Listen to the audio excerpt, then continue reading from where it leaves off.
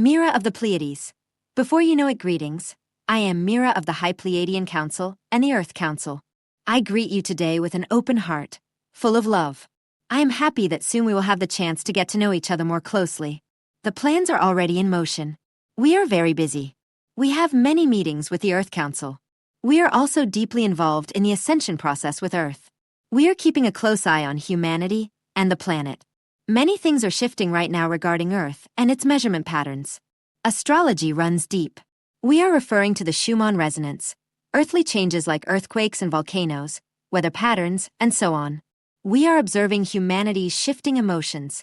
Some are euphoric, others are feeling low, and everything in between. This means it is time for you to take back control of your own life. Stay grounded, centered, and balanced. Practice meditation. Follow a healthy diet and rest as much as possible, even if a nap doesn't always feel convenient. Naps might become necessary. You may even be called in for a meeting with us or another galactic group. We are planning for the future and for the roles that some of you will take on. I can tell you this right now. Humanity is going through a time of great need. People no longer know who to trust, and many are conditioned by a system that will soon disappear. This is where our ground crew must step in with due diligence in everything they are involved in. Things are no longer as they once were, and you cannot take anything for granted. You need to look around and prepare. Many things are not going in the right direction. You will notice this when you struggle to focus your energy on something. You'll know that something is likely off. We advise you to turn to meditation, connect with your higher self, and use your divine tools, like a pendulum or muscle testing. Whatever works for you. Check your horoscope, because a lot is happening astrologically right now. Ask friends or other experts for guidance on various topics, or do your own research online until it resonates as truth. This is essential. And if you make a mistake, forgive yourself immediately and make a new choice. We are beginning to help you more in your daily lives. We are your friends, and you are ours. In the coming days, we will get to know each other much better. Stay positive and optimistic about your future, because it is incredible. Don't hesitate to reach out to us for anything you need. Send your prayers where you feel called. I send you love and support, and I remind you of your strength and your glory. I am Mira. Form and formlessness. I know many souls are struggling right now, with one foot still seeming to be in the old earth and the other in the new. For many, this has become a balancing act. And for some, a new adventure that opens not only to multidimensionality, but also to infinite possibilities of life and existence in the new, much higher form of light body and frequency. I was having this conversation with a friend who was visiting here about how everything is taking on new meaning and new form. It might seem that by leaving the old behind, we have entered a kind of formlessness, a void. And yet, the void, or formlessness, is not empty at all. On the contrary, it is teeming with new forms, new possibilities of life and existence that are already present and shaped. But we must grow into higher levels of consciousness to access these new forms of existence. We are like Alice stepping through the looking glass. But here, we're stepping into a future steeped in space travel and technologies so far beyond what we are used to that they don't even require artificial intelligence or computers, which will have all disappeared within 10 years. Instead, we will finally tap into the vast reserves of our soul's knowledge and draw from fields of conscious energy accumulation that far surpass anything AI could ever conceive. We have always possessed these abilities. We simply allowed ourselves to be conditioned into forgetting them. Over the past 2 weeks, I have been shown the immense things awaiting us. And every time I was led into these places and shown what was there, I could only understand it through my soul and my open intelligence, not through my mind. It was as if I was witnessing what my soul has always known, and even used in other galaxies, star systems, and existences, and what I continue to use while asleep, but will use on the new Earth. I found it all exhilarating and exciting. Once again, it became clear to me that all we have to do is finally trust that, even when we cannot see, our souls are already preparing for the new at every level. It's like pressing the memory button, somewhere, and being able to apply what we now have accessed. We are all multifaceted, and so much more at the soul level. It's just that on old Earth, we were subjected to programming and false existences of such low density that we forgot, or we were forced to forget. I remember at age 8, being told that the pyramids were built by slaves, and I answered my teacher that it was a blatant lie. Well, the consequences of daring to question my teacher were such that for the rest of my schooling, I completely disconnected and retreated into my own world, where I could explore, do what I wanted, and B, refusing to be boxed into patterns that did not belong to my soul, while quietly and apparently obediently complying with the rules against daring to question parents, teachers, church, and government. Once you learn to ask questions, you will always find answers that no one could ever find in any textbook on Earth. And the truth will always resonate deeply within your heart and soul, no matter what others say, do, or tell you. You just know the truth. Yes, this change is pushing us all out of our comfort zones, into universal and galactic territories where nothing is impossible. And that is where the great blessings lie. Because if everything is possible, then you must go beyond your mind and intellect, and finally step into your soul, amplified by your soul group, and embrace your divinity and the infinite. And suddenly, doors you didn't even know existed will open, and you can access information and find answers in multidimensional space. And suddenly, your universal soul finds its wings again, and you realize that your soul can access anything under the great central suns that corresponds to your consciousness. With your heart coherence fields now fully open, you can download this or not. You get to choose. And the greatest understanding arises that in fact, there are no limits. Your soul is limitless. It is your mind that is finite. The soul is infinite. Now, ascension is simply the remembrance of the descent into matter. Now you reverse the process, reclaim your infinite soul, and step into the limitless. In doing so, maps will appear, doors will open, and with them, you will often find yourself in awe and wonder, and also with a deep sense of finally being home, to the deepest truth within you.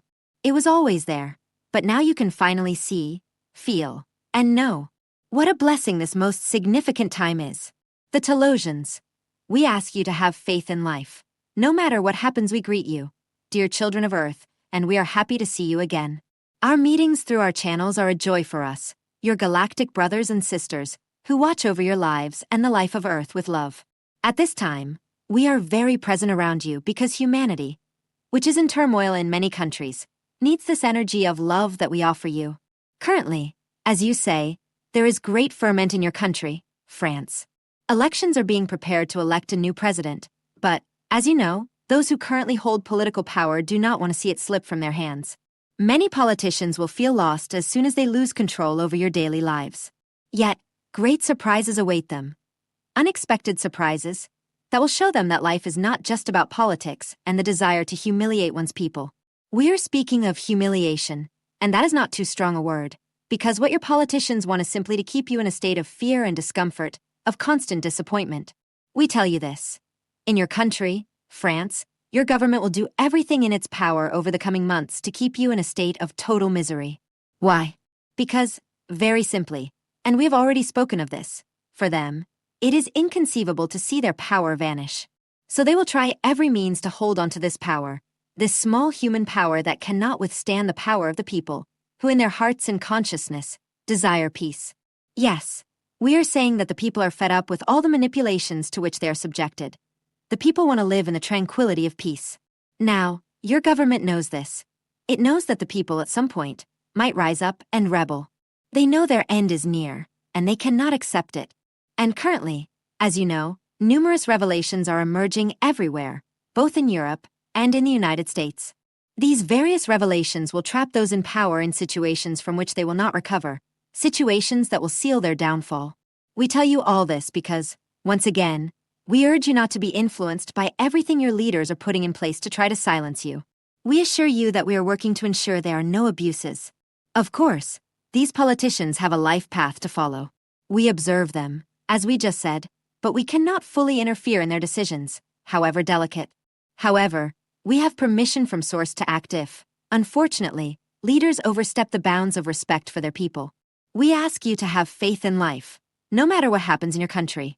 There will be unpleasant upheavals, but they will not last long, as you will see. Your leaders will have to learn lessons from life, and those lessons will not be pleasant for them. Be in your hearts, children of Earth. Offer the light of your hearts to your homeland, to your leaders, to your people.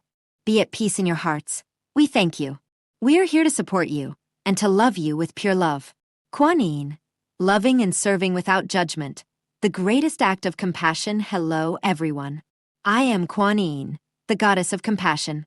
It is good that you are all laughing at what you consider to be your limitations, and I must say, Rob, The fact that you are analyzing your behavior and recognizing that there might be a better way to act, that you can have a better attitude toward what surrounds you, is a sign of your progress, of your steps forward. You are truly making headway. Self-analysis is the highest, the most advanced form of practice you can undertake. In the end, if you're honest with yourself, you will discover that there is a better way. You often joke with your teammates that driving in traffic is the thing that gets you more riled up than anything else. But you ask yourself, why? Why do you allow something as mundane as driving on the road from one place to another to disturb your peace so much that you get angry? Because of other people's behavior. But there's no need for me to remind you. No one on the road is doing anything to annoy Rob. They are simply going to their destination, whatever it may be, in the only way they know. The fact that you get angry about it is a reflection of what is inside you. It is your interpretation of their actions, a projection of your own feelings onto their behavior. It has nothing to do with them. It may be that they are acting out of immaturity, as you said, perhaps even selfishness. But that is none of your concern. That is their issue. It is a problem they must work out for themselves. It is their starting point on their path. Why should it upset you? Your initial question is how to love and serve without judgment. When you project that kind of ill intent onto others and their actions, that is a form of judgment based solely on your beliefs and your way of thinking. The first part of your question is the key. Simply love them and serve them, so that you are not disturbed by their behavior. You might observe what they do and think that there is a better way. Just love them for who they are. Serve them in whatever way you can. And while you are on the road, that act of service might simply be allowing them to be who they are and where they are on their journey, without letting yourself be upset in any way. Some might think that not reacting to what you see in the world, to those actions that generally upset people in society, is an act of total lack of compassion. But I believe the opposite is true. The most compassionate thing you can do for another person is to allow them to be themselves, to continue on their path. It is their choice how to live their life, and everything has a purpose. Everything has a reason, and it is the path they have chosen. So the most compassionate thing you can do is to allow them to be what they want to be, how they want to be, and simply love them for who they are. As was said in the answer to the question you raised earlier, in the discussion with your teammates, when a small child misbehaves, you don't judge them. You love them for who they are.